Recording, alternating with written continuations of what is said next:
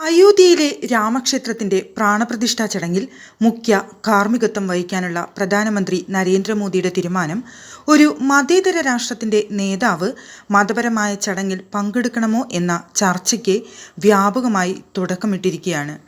രാമക്ഷേത്ര പ്രതിഷ്ഠാ ചടങ്ങിലൂടെ BJPയും RSSും മതത്തെ രാഷ്ട്രീയ ഉപകരണമായി ഉപയോഗിക്കുന്നുവെന്ന വലിയ വിമർശനം ഇതിനോടകം തന്നെ പല ഭാഗങ്ങളിൽ നിന്നും ഉയർന്നു കഴിഞ്ഞിട്ടുണ്ട്. 22-ന് പ്രധാനമന്ത്രി നരേന്ദ്രമോദിയാണ് ശ്രീകോവിലിൽ വിഗ്രഹം സ്ഥാപിക്കുന്നത്. 1951-ൽ ഗുജറാത്തിലെ സോമനാഥ് ക്ഷേത്രത്തിന്റെ ഉദ്ഘാടന ചടങ്ങിൽ പങ്കെടുക്കുന്നതിന് രാഷ്ട്രപതി ഡോക്ടർ രാജേന്ദ്ര പ്രസാദിനും ഉപപ്രധാനമന്ത്രി സർദാർ വല്ലഭായ് പട്ടേലിനും ക്ഷണം ലഭിച്ചിരുന്നു. രാഷ്ട്രപതി ചടങ്ങിൽ പങ്കെടുക്കുന്നതിനെ വിമർശിച്ച് പ്രധാനമന്ത്രി നെഹ്റു എഴുതിയ കത്തിലെ വരികൾ വർത്തമാന സംഭവങ്ങളിൽ വളരെ പ്രസക്തമാണ്.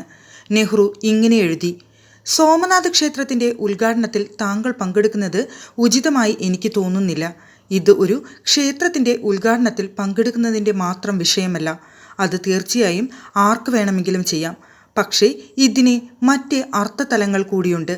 മതേതര ഇന്ത്യക്ക് അത് തെറ്റായ സന്ദേശം നൽകും. നെഹ്റുവിൻ്റെ ഇന്ത്യയിൽ നിന്നും മോദിയുടെ ഇന്ത്യയിലേക്കുള്ള മതേതര ജനാധിപത്യ കാഴ്ചപ്പാടുകളുടെ മാറ്റം കൃത്യമായി സൂചിപ്പിക്കുന്നതാണ് രാഷ്ട്രീയവൽക്കരിക്കപ്പെടുന്ന രാമക്ഷേത്രത്തിൻ്റെ പ്രതിഷ്ഠാ ചടങ്ങുകൾ.